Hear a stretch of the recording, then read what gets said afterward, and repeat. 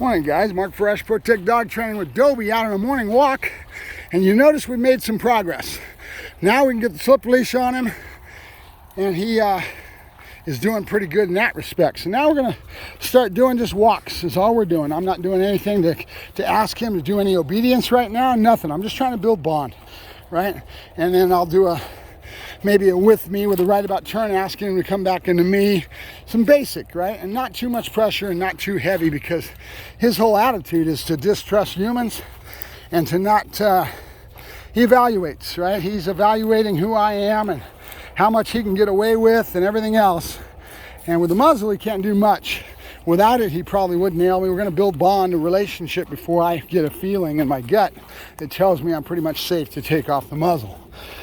That's the tricky part, because a dog like him flashes back on all kinds of energy and pictures that he's had in his past. You saw that when he first came into the kennel and all he wanted to do was stab at me. What was that? Fight and flight, right?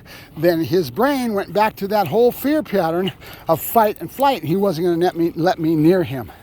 But as soon as I ended up getting to the point where I put the slip leash on him, all the behavior dropped. It was like another dog I got that was reactive at his home. I got him back to my place and the dog was gonna eat me at his house. He was mean as hell. I got him back here, and you guys remember that dog. That was Draco, the German Shepherd. I got him back home and none of that behavior was there, which is common. I've seen it many times before. All of a sudden, all this bravado and all this behavior just drops like a shower curtain, going to the ground and hitting the ground, right? And that's just the way it is. And so he showed the same kind of thing when that slip sheet leash put on him. He right away let me pet him. I can do all kinds of things with him now just because the slip collar was put on. What does that tell you? The dog's been worked an awful lot. He's a wise dog. He's very much reading you and paying attention to you. He's been through a lot of hands, probably at least 2 or 3. You know, caught on the loose dog on the street, all that trauma, and then being picked up, and then no telling how many rescues handed him from person to person. How many people have this dog's been through? Probably 2 or 3 at least. And then every time he's learned to do what he's got to do, and he's basically training the owner to a certain degree, right? So he's got his perspectives, his pictures that are in his head, and how he reacts to the world around him, right? So he's not just a normal dog. It's a puppy that doesn't have any imprint. You know, there's a lot of imprints in this dog's head. A lot of flashback, you know what I mean? Dog sees a certain picture and he flashes. He goes back to that same behavior that was there before as a natural reaction. That's why he was stabbing at me and wanting to bite me. That was fight and flight. That was street mode, right? That was the fear that came from survival on the street, that behavior. As soon as the leash is put on him, he changes his behavior because he's been worked before.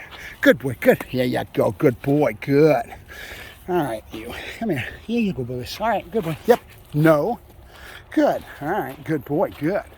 So right now, all I'm doing is walking around property, and I'll do this 2 or 3 mornings in a row and start what I told you was all about having a pattern and routine, having a ritual, right, that he can get used to. So this is our new ritual.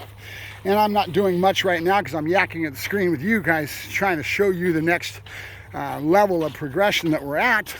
I'm not asking him to do anything, which I could, but I will be not showing it on film and doing a lot more of proper protocols with training without being on camera, because I can't hold the camera and talk to you guys at the same time. I just wanted to show you that we're making some definite progress in his development. And then after I do all this with me, then I got to take him out in public and start teaching him not to show negative behaviors to the public. And that's the tricky part, because you need people to work with. I can't ask somebody to come up, pet this dog, and him stabbing him, and them, oh my God, if he even tags him with one little tooth, they're gonna be claiming dog bite, right?